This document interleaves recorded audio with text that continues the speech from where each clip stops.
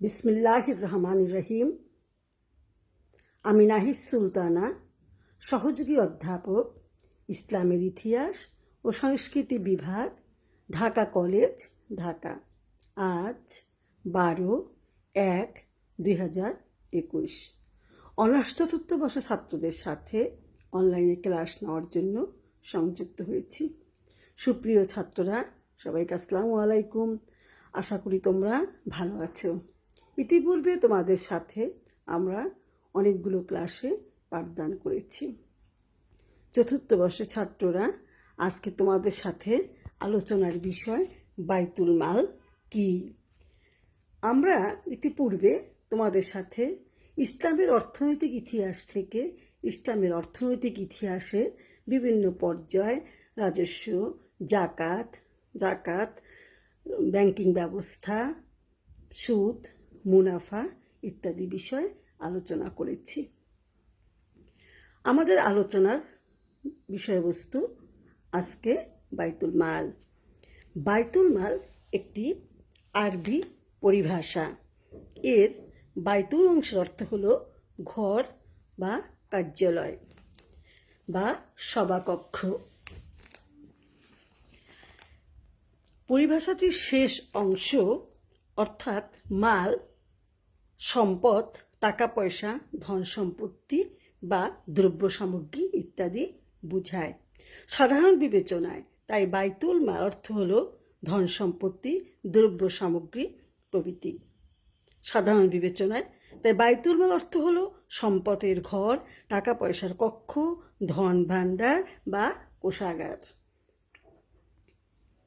আল মানার, আল কাউসার এবং লিসানুল আরব বিখ্যাত তিনটি আরবি অভিধানে বাইতুল মালের অর্থ লেখা হয়েছে রাষ্ট্রীয় কোষাগার। কেউ অবশ্য এ মতের বিরোধিতা করেছেন। তারা বলেছেন সাধারণত শব্দটি রাষ্ট্রীয় ধনাগার অর্থে ব্যবহৃত হলেও তা সরকারের অর্থ বিভাগীয় কর্মকাণ্ডকে বোঝায় না, বরং জমাকৃত ধন সম্পদকেই বলা হয় বাইতুল মাল। ইসলামের পরিভাষায় ইসলামী রাষ্ট্রের কেন্দ্রীয় অর্থ তহবিল বা জাতীয় ধনভাণ্ডার বা কোষাগারকে বাইতুল মাল বলা হয়। বাইতুল মালের পরিচয় বিভিন্ন গ্রন্থে বিভিন্নভাবে তুলে ধরা হয়েছে। মাওলানা আব্দুর রহিম বলেন যে বাইতুল মাল শব্দটি সাধারণত রাষ্ট্রীয় কোষাগার অর্থে ব্যবহৃত হয়ে থাকে। বাইতুল মাল অর্থ হচ্ছে বিভাগীয় কর্মকাণ্ডকে বুঝায় না, পুঞ্জীভূত ধন সম্পদকেই বলা হয় বাইতুল মাল। কারো কারো মতে ইসলামী রাষ্ট্রের সব রাষ্ট্রীয় আয় যেখানে জমা হয় এবং ইসলামী রাষ্ট্রের সরকার যেখানে প্রয়োজনীয় সব ব্যয় সম্পূর্ণ করে সেটাই হলো বাইতুল মাল। মূল কথা আমরা বলতে পারি যে বিভিন্ন উৎস থেকে অর্জিত ও আহরিত এবং রাষ্ট্রীয় কোষাগারে জমাকৃত অর্থ সম্পদই বাইতুল মাল নামে অভিহিত। ইসলামী রাষ্ট্রের সব নাগরিকের এতে সম্মিলিত মালিকানা স্বীকৃত। যেমন বলা হয় বাইতুল মালের সম্পদ সাধারণত মুসলিমের সম্পদ। বস্তুত ইসলামে বাইতুল মালের ধারণাটি অত্যন্ত ব্যাপক। বাইতুল মালের আয় ও ব্যয় নীতি পদ্ধতি ইসলামী রাষ্ট্রের শাসনতন্ত্রে সুস্পষ্ট ও বিস্তারিতভাবে লিখিত থাকে।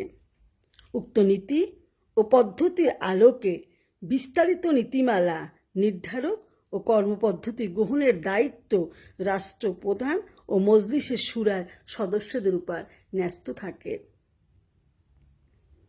আল্লাহ সার্বভৌমত্ব ও নিরঙ্কুশ মালিকানা ও মানুষের খেলাফতের মৌলিক বিশ্বাসের উপরে বাইতুল মাল ক্রিয়াশীল হয়ে ওঠে।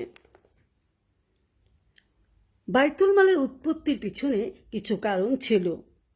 আমরা জানি যে বাইতুল মাল যখন উৎপত্তি হয় তখন মক্কা ও কাবার কিছু ঐতিহাসিক গুরুত্ব বহন করত। বাইতুল মাল আর্থিক লেনদেনের নিরাপদ ও সমন্বিত ব্যবস্থা সম্মিলিত একটি প্রতিষ্ঠান। গোত্র শাসন ও গোত্রীয় অর্থব্যবস্থার অবসান, মক্কায় মুসলিমদের একটি অর্থ সংস্থা হলো বাইতুল মাল।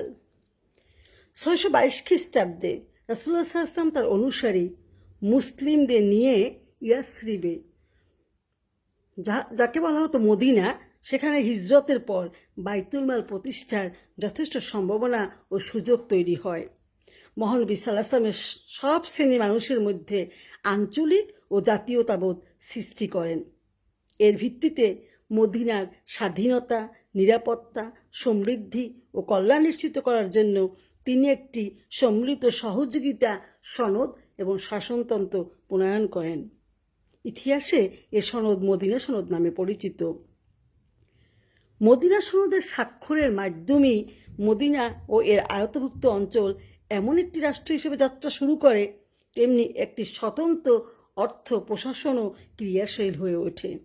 এই অর্থ প্রশাসনই হলো বাইতুল মাল হিসেবে স্বীকৃত, গৃহীত এবং অনুসৃত হয়। বাইতুল মাল কি বা বাইতুল মাল সম্বন্ধে আমরা মোটামুটি তোমাদেরকে একটু ধারণা দিলাম। পরবর্তীতে আমরা বাইতুল মালের ক্রমবিকাশ আলোচনা করছি এবং তোমরা বইয়ের সাথে সম্পৃক্ত হয়ে এই টপিকসের উপর আলোচনা শুনবে এবং পড়াশোনা করবে। মদিনা রাষ্ট্রের কর্মতৎপরতার মাধ্যমে বাইতুল মালের যাত্রা শুরু হয়। এর যথাযথ বিকাশ ঘটে খোলাফায়ে রাশিদিনের শাসন আমলে। রাজতান্ত্রিক উমাইয়া ও আব্বাসীয় শাসনকাল বাইতুল মাল তার কার্যকারিতা ও মর্যাদা হারায়। পুঁজিবাদী ও সমাজতান্ত্রিক অর্থনীতিতে বাইতুল মালের ধারণাটি পুরোপুরি বর্জন করা হয়। ফলে তাত্ত্বিকভাবে বাইতুল মালের অস্তিত্ব থাকলেও প্রাতিষ্ঠানিকভাবে বর্তমান বিশ্বের কোনো দৃষ্টান্ত নাই। বিভিন্ন সময় বাইতুল মালের বিভিন্ন রকম বৈশিষ্ট্য বহন করেছে। যেমন রাসূলুল্লাহ সাল্লাল্লাহু আলাইহি ওয়াসাল্লামের যুগে বাইতুল মালের গঠন পদ্ধতি ছিল একরকম, আবু বকর রাদিয়াল্লাহু আনহু শাসন আমলে বাইতুল মালের গঠন পদ্ধতি ছিল আর একরকম, ওমর রাদিয়াল্লাহু আনহু শাসন আমলে বাইতুল মালের প্রতিষ্ঠা বা শাসনকাল ছিল একরকম, এবং উমাইয়া, আব্বাসীয় এই বিভিন্ন সময় মুসলিম শাসন আমলে বাইতুল মালের গঠন পদ্ধতি ভিন্ন রকম ছিল। বাইতুল মালের ক্রমবিকাশের বিভিন্ন পর্যায়গুলো আমরা বিস্তারিত আলোচনা করব। বাইতুল মালের মোটামুটি কার্যাবলী ছিল, তারা কি কি কাজ করত। বাইতুল মালের কাজ ছিল জাকাত আদায় করা, উসুর আদায় করা, খারাজ আদায় করা, সাদাকাতুল ফিতর আদায় করা, জিজিয়া আদায় করা, গানিমাত সংগ্রহ করা, আলফাই সংগ্রহ করা, খনিজ সম্পদের রাজস্ব আদায় করা, গুপ্তধনের রাজস্ব আদায় করা, লাওয়ারিস সম্পদ সংগ্রহ করা, জলজ রাজস্ব আদায় করা, বনভূমির আয় সংগ্রহ করা, একাধিকভাবে ব্যবসা রাজত্ব আদায় করা, বাণিজ্য কর আদায় করা, সামরিক কর আদায় করা, জৌরি কর আদায় করা, দান সংগ্রহ করা। বিবিধ কার্যাবলী আমাদের দেখা যায় বাইতুল মালের সেই সময় ছিল। নির্ধারিত খাতে আরও কিছু কার্যাবলী বাইতুল মাল দ্বারা পরিচালিত হতো, যেমন নির্ধারিত খাতে অর্থব্যয় নিশ্চিত করা, সমাজ রাষ্ট্রের অভাব দূর করা, দাসমুক্ত করা, মুসলিম বন্দীকে মুক্ত করা, ঋণমুক্ত করা, বেতন ভাতা পরিশোধ করা এবং মৌলিক চাহিদা পূরণ করা।